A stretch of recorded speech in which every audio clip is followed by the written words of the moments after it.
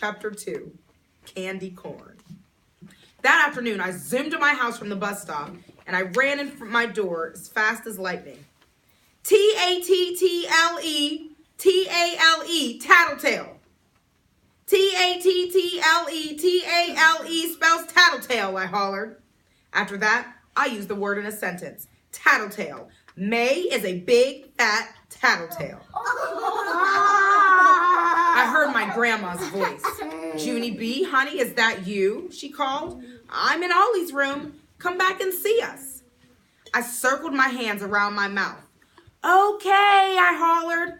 Okay spells okay. After that, I hurried back there very fast.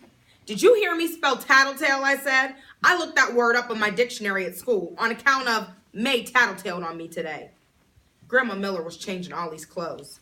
She shook her head at the news. Oh dear, not more trouble with May, she said. Honestly, Junie B, you're just going to have to ignore that girl. I crossed my arms. Yeah, only how can I even ignore her when she calls me a scaredy cat baby, I said. She told all the children that I'm scared of Halloween, Grandma.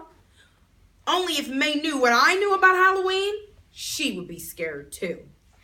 Grandma looked curious at me. What are you talking about, she asked. What is it that you know? I swallowed very hard, then I made my voice quieter. I know 5 scary secrets. That's what I know. Only I'm not even allowed to tell anyone, or else my head will get turned into a wart. Chills came on my arms.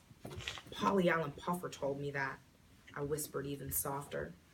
Grandma Miller wrinkled her eyebrows. Polly Allen Puffer? Wasn't that the boy that told you that a monster lived under your bed? I nodded my head. Yes, that's the exact same Polly Allen Puffer. He knows lots of scary stuff, Grandma. On account of Polly Allen Puffer has a brother who's in 8th grade. And 8th grade is almost as old as a grown-up. Grandma did a little smile. Then she finished buttoning Ollie's sweater, and she put him on the floor to walk to me. Ollie does not walk that professional. He teeters and totters and weevils and wobbles. He fell down to the floor. Then he patted my shoe very nice, and he said the word moo. Moo is Ollie's favorite word. He is not the sharpest tool in the barn. Grandma bent down to pick him up. I touched her softy white hair. Bats would love that hair, I believe. I wouldn't go out on Halloween if I were you, Grandma. Not with that head of hair. Grandma Miller did a little frown. Then she fluffed her hair very much. Why? What's wrong with my hair? She asked. Don't you like it?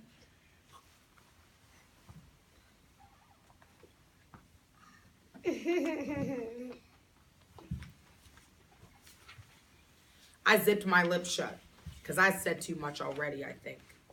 Grandma Miller fluffed some more. Speaking of Halloween, your mother is coming home from work early today. She wants to take you to the store to buy your costume. Just then, more chills came on my arms. I started backing out of Ollie's room very slow. Yeah, only I might not want to buy my costume today, I said. I might want to buy it tomorrow, or the next day, or never, possibly. I kept on backing up. Okay, well, I think I will go take a nap now, Grandma. And so when Mother gets home, please tell her not to bother me. I did a salute. Thank you, and good night. After that, I turned around and I ran to my room and I quick closed the door. A second later, I opened it a tiny crack. Yeah, only don't forget what I told you, I called. Do not go out with that head of hair on Halloween, because that is just asking for trouble, Helen. Grandma Miller called back at me. She said, please don't call her Helen. I shut my door again. Then I quick picked up my favorite stuffed animal named Philip Johnny Bob, and I hurried to get in bed. If we pretend to be asleep, maybe I won't have to go to the scary Halloween store with Mother, I told him. Philip quick pretended to snore. I tapped on him. Yeah, only she's not actually home yet, Phil. Plus, I need to tell you the 5 scary secrets, because I can't tell them to real, actual people. But you don't count, probably, because your ears aren't really real.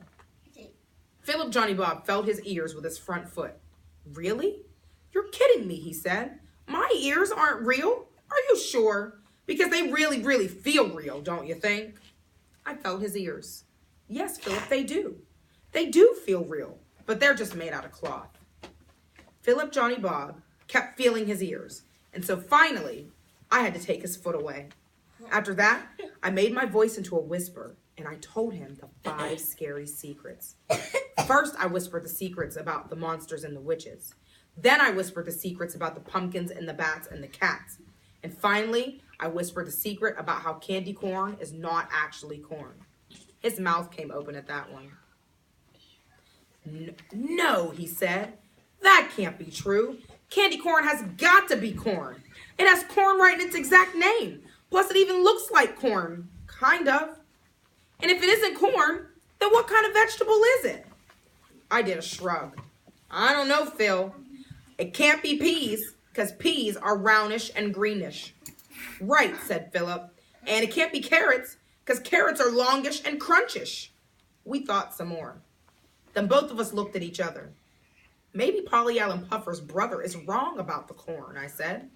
Yes, he's got to be wrong, said Philip. Candy corn is definitely corn. There's nothing else it could be. I nodded. But the other scary secrets are true, I bet. You can just tell they're true by the sound of them. Like, why would a real actual monster put on a costume if he already looks like he's wearing one?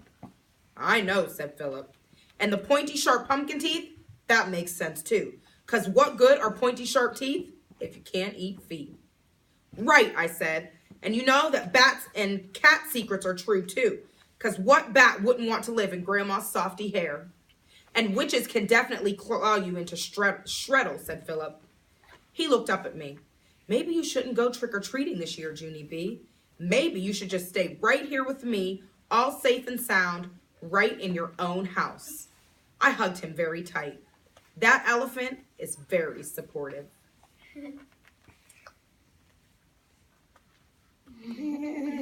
Chapter 3 is called Squirty. You have to wait till tomorrow.